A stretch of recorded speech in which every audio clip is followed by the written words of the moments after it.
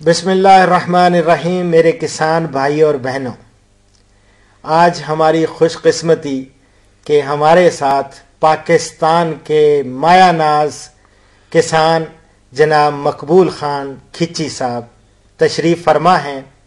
مقبول خان کھچی صاحب کے ساتھ آج کا دن ہم تھوڑا کم باتیں خود کریں گے، زیادہ ان سے کرائیں گے.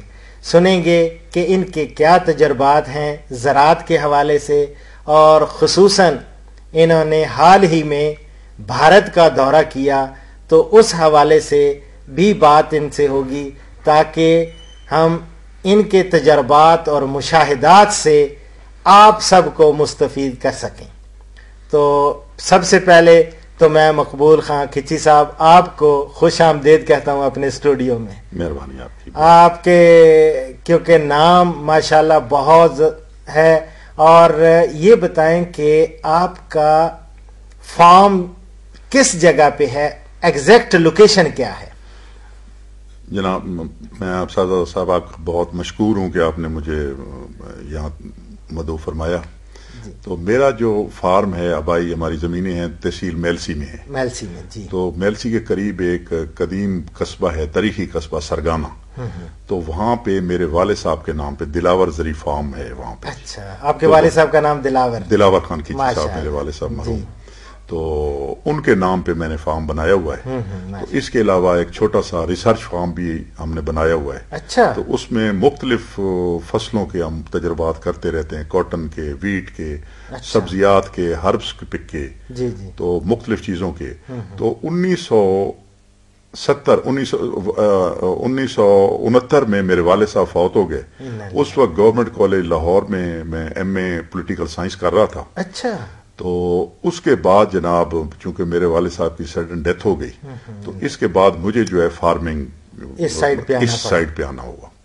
تو اس وقت سے میں ہمیشہ میری کوشش ہوتی ہے کہ نئی سے نئی فصلیں اور نئے سے نئے تجربے.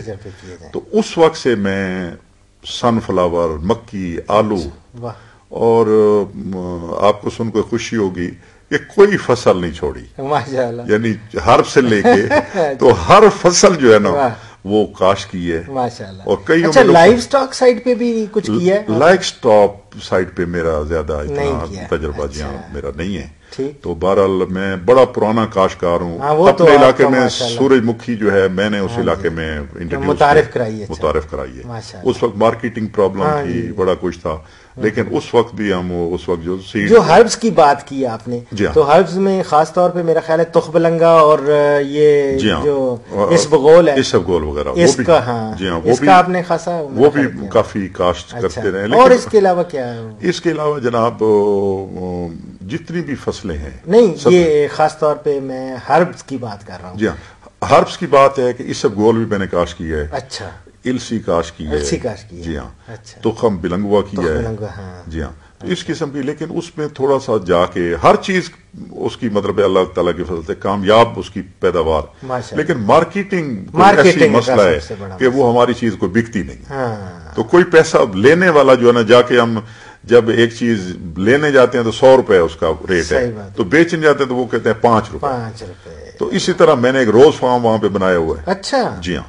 تو روز فارم کا بھی یہی حال ہے. 15-20 ایکڑ میں میں نے روز فارم بنایا تھا. اچھا ماشاءاللہ. اس کے بعد گلیڈیولس وہاں پہ لگایا ہے، کٹ روز لگایا ہے، جیسمین میں نے لگائی ہے، موتیا لگایا ہے ماشاءاللہ. تو اس میں یہ ہے کہ مجھے پھول کا ملتا ہے کہ 2 روپے 24 روپے درجن، لیکن وہی مطلب نیو ایئر پہ یا 14 فروری کو یا آگے پیچھے وہ جو آگے مڈل مین ہے وہ 15-20 روپے کا بیچتا ہے.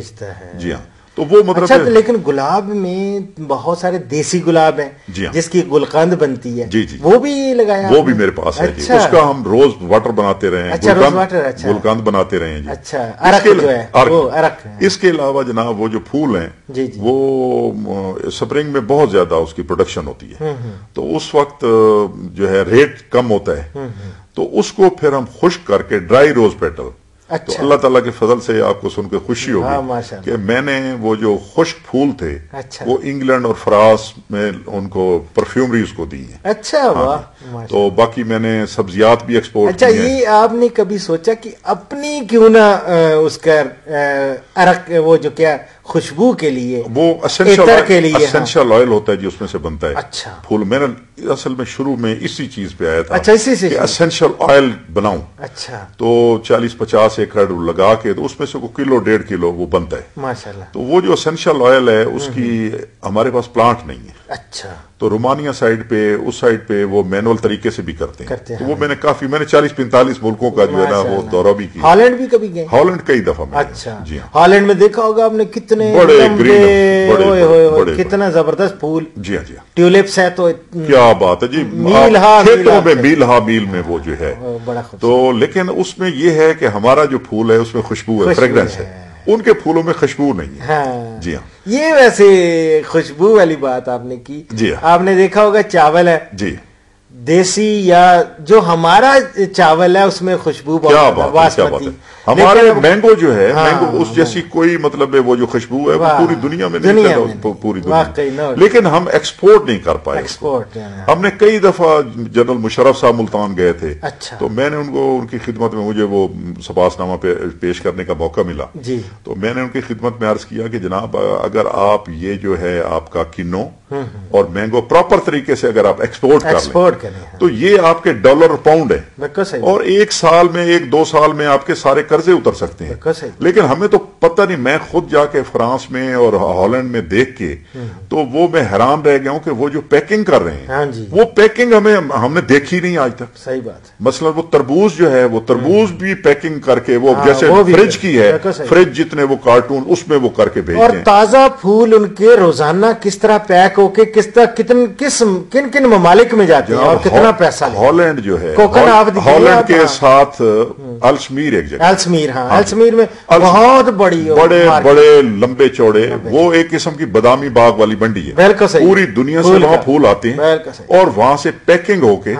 اور السمیر میں بھی گیا ہوں. آپ گئے آپ تشریف لے. السمیر میں وہاں پہ میں نے دیکھا اتنے بڑے اور زبردست قسم کے اور بولیاں کیسے دیکھا وہ لگتی ہیں. بالکل وہ کس طرح وہ جیسے ہماری اسمبلی ہیں ان سے بہتر ان کے ہال بنے ہوئے. اور وہ جناب وہاں سے کنٹینر بھر کے پورے یورپ میں بائی روڈ جاتا ہے اور باقی پوری دنیا میں بائی ایئر جو ہے نا پھول وہاں سے ری ایکسپورٹ ہوتا ہے.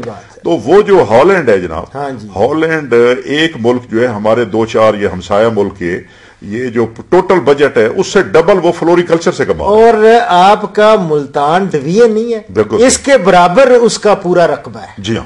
وہ اتنا بڑا بھی نہیں کوئی چھوٹا سا. اور 2 گھنٹے میں آپ ایک سرے سے دوسرے سرا پورا ملک کراس کر سکتے ہیں بائی روڈ. اور وہ ہالینڈ کے بارے میں ایک اور بات ہے کہ وہ لوگ کہتے ہیں بھئی God made world and Holland made Dutch made Holland. مطلب انہوں نے سمندر سے رقبہ چھین کر کے اور پورے ہر جگہ وہ ڈرینز بنی ہوئی ہیں نہریں بنی ہوئی ہیں. حالانکہ وہ سطح سمندر سے نیچے ہے. دنیا کا واحد ملک ہے جو سطح سمندر سے 15-20 فٹ نیچے ہے. اور لیکن وہ ڈیری ایک فلوریکلچر اور دوسرا ڈیری پوری دنیا کو جناب وہ کر رہے ہیں محنت کرتے ہیں. دودھ چیز مکھن اور کیا زبردست. تو ہمارا کسان جو ہے نا جناب بڑا محنتی ہے بڑا محنتی. اچھا یہ تو ہوا یورپ کا آپ نے بتایا.